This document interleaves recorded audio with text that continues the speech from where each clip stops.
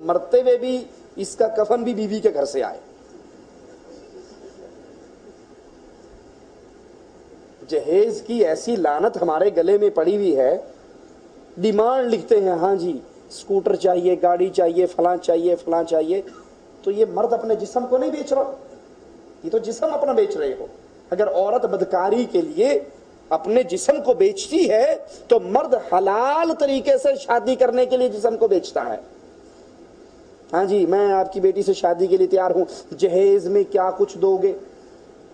یہ بہت بڑی لعنت اور معاشرتی بہت بڑی بیماری ہے جس نے ہمارے معاشرے کو جلا کے رکھ دیا ہے. اب اخبارات پڑھ لو, جو بیچاری بغیر جہیز کی آ جائے یا 2-4 چارپائیاں لے کے آ جائے, ہفتہ یا بہت زیادہ مہینے کے بعد خبر لگ جائے گی اخبار میں, سلنڈر پھٹا اور نئی نویلی دلہن جل کے خاک ہو گئی. کبھی سلنڈر پھٹ کے ساس نہیں مری, سلنڈر پھٹ کے ننند نہیں مری, سلنڈر پھٹ کے خامد نہیں مرا, سلنڈر پھٹ کے دلہا کے رشتہ داروں میں سے کوئی نہیں مرے گا. نئی نویلی دلہن بیچاری سلنڈر پھٹا اور یہ مرا. وہ سلنڈر نہیں پھٹتا, وہ جہیز نہ آنے کی وجہ سے اس کے اندر جو شیطان نے بے خیرتی کا بم باندھ رکھا ہے وہ پھٹتا ہے.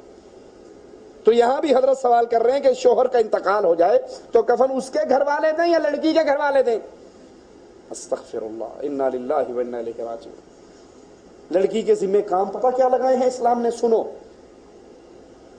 اللہ کے نبی علیہ الصلوۃ والسلام نے فرمایا جس کو 3 بیٹیوں سے آزمایا گیا, اور ایک روایت میں 2 بیٹیوں کا بھی ہے, وہ لڑکی والے, وہ لڑکی کا باپ, اس کی ماں ان بچیوں کے اچھے نام رکھیں,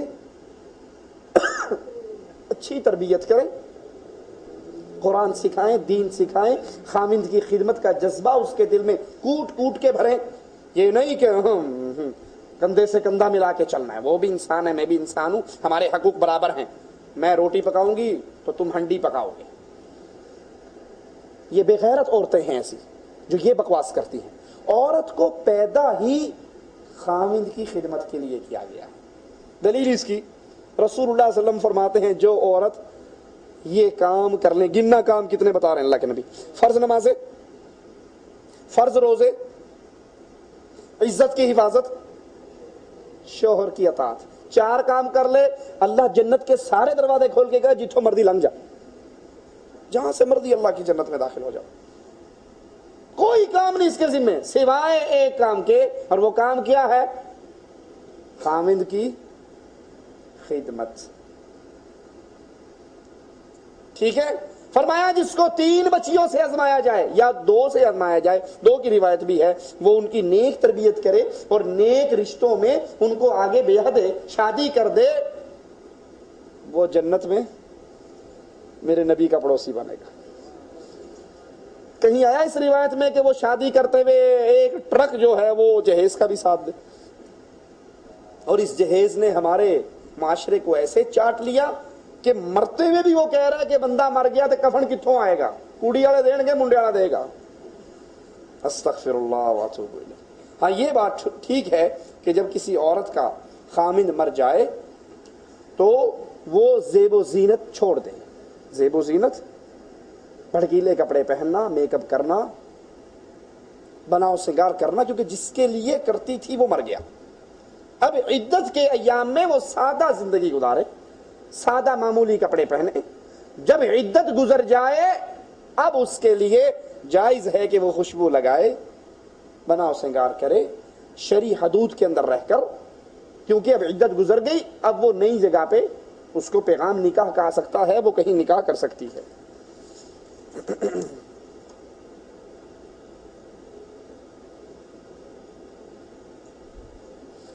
نبی صلی اللہ علیہ وسلم نے دعوت و تبلیغ کے لیے لوگ جمع تو نہیں کیے, ایک ایک کے پاس جا کر دعوت دی, ایک ایک کے پاس جا کر دعوت بھی دی اور اکٹھا بھی کیا. کتنی مرتبہ حدیث میں آتا ہے, آپ بھی سنتے ہیں, آپ لوگوں کو مسجد میں اکٹھا کرتے, بلاتے. جب ایک فاطمہ نامی عورت نے چوری کر لی اور صحابی رسول صلی اللہ علیہ وسلم سفارش لے کر آئے, اونچے خاندان کی ہے, ہاتھ کٹ گیا تو پورے قبیلے کی بےزتی ہو جائے گی, آپ اس سے جو لینا ہے وہ لے کر, تو آپ نے اکٹھا کر لیا لوگوں, صحابہ کو اکٹھا کیا اور کہا تم سے پہلی امتیں برباد اس لیے ہوئی کہ उनका कोई बड़ा गुनाह करता तो छोड़ देते, छोटा करता तो हद कायम कर देते। तो लोगों को इकट्ठा करना, उनको तबलीग करना, दावत देना, वो दुरुस्त है। हमने जो सवाल किया वो सवाल रोजे पर, चिल्ले पर, 4 महीने पर, औरतों की जमातों पर, कि औरतों का इस तरह घरों से निकलना जमात बनाकर, मर्दों का 4 महीने के लिए बीवी बच्चे छोड़कर, उन बेचारों के पास दाना नहीं है, आटा नहीं है, तो वो छोड़ छाड़ के जा रहा है। किसके सहारे पे जा रहे हो?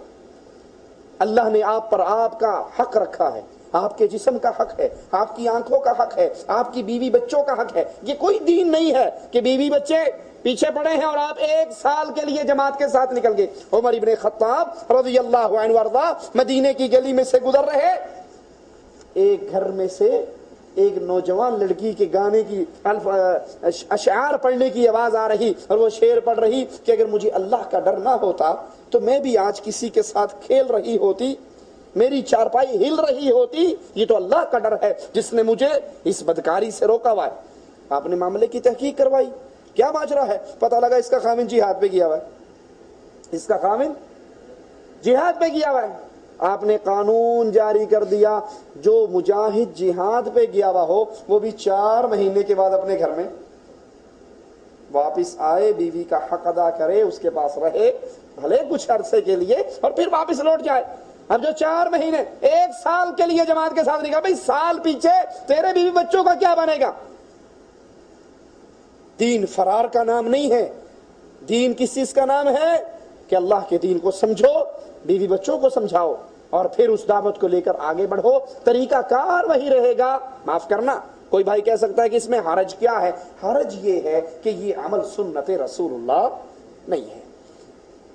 बड़ी मोटी सी मिसाल मैं अक्सर देके समझाता हूं। आपकी जेब में 1 रुपया हो, ये पेप्सी की मशीन रोड पे लगी हुई है, इसके अंदर रुपया डालो, पेप्सी बाहर आएगी, रुपया कट के बाहर छूटेगा। रियाल डालो, फौरन पेप्सी आ जाएगी। क्यों? कभी गौर किया क्यों? इसलिए कि उस पेप्सी की मशीन के अंदर एक सिक्का प्रिंट है, सऊदी हुकूमत का, ममलकत सऊदी अरबिया का सिक्का रियाल, उसमें प्रिंट है। अब जब डाला जाए उसके मुताबिक आ जाए, वो कहता है काढ़ा जी निकलनी है। और अगर उसके मुखालिफ है, उठा के बाहर फेंकता है कि नहीं वो लेकर आ जो अंदर लगा हुआ है, तू बाबा जिना लेकर आया है, यहां मलिक फहद साहब लगे हुए हैं, हम नहीं मानेंगे तुम्हें, नहीं पेप्सी पिलाएंगे, इसके मुताबिक लाओ जो अंदर है। वगरना रुपया तो आपके पास भी है, रुपये की कीमत भी है, लेकिन इसकी कीमत सऊदी अरब में यहां सिक्का नहीं चलता, यहां वही चलता है जिसमें मलिक अब्दुल्ला का मोहर लगी हुई हो, उनके साइन हुए हो, उनकी तस्वीर। समझ आई बात की? समझाने के लिए मिसाल दे रहा हूं। अल्लाह के यहां अमल की कबूलियत के लिए सिक्का किसका चलता है? बोलो, मुहम्मदुर रसूलुल्लाह सल्लल्लाहु अलैहि वसल्लम।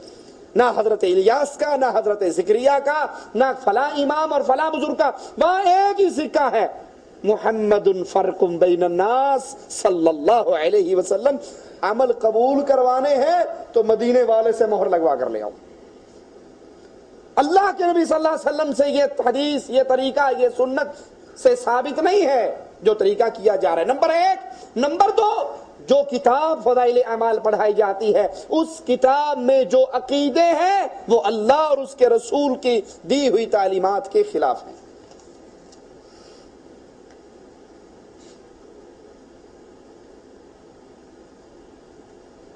जनाब, आजकल के दौर में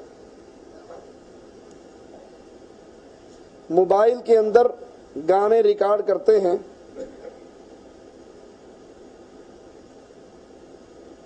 फिर इस मोबाइल को अपनी जेब में रख के मस्जिद में भी दाखिल होते हैं, नमाज भी पढ़ते हैं और उसके अंदर गंदी फिल्में भी रिकॉर्ड की हुई होती हैं। तो ये क्या है? पहली बात, क़यामत की निशानियों में से एक निशानी है, रसूलुल्लाह सल्लल्लाहु अलैहि वसल्लम ने फरमाया था कि साज आम हो जाएगा, साज आम हो जाएगा। और आज अल्लाह किसी को बचाए तो बचाए, शायद कोई घर ऐसा ना हो जिसमें साज, कुछ भी नहीं तो साज वाली बेल बाहर लगी हुई होगी, कुछ भी नहीं तो मोबाइल है और मोबाइल पे जो टून भरी हुई है वो लेटेस्ट इंडियन फिल्मों के गानों की टून है, पूरे पूरे गाने हैं, डायलॉग हैं।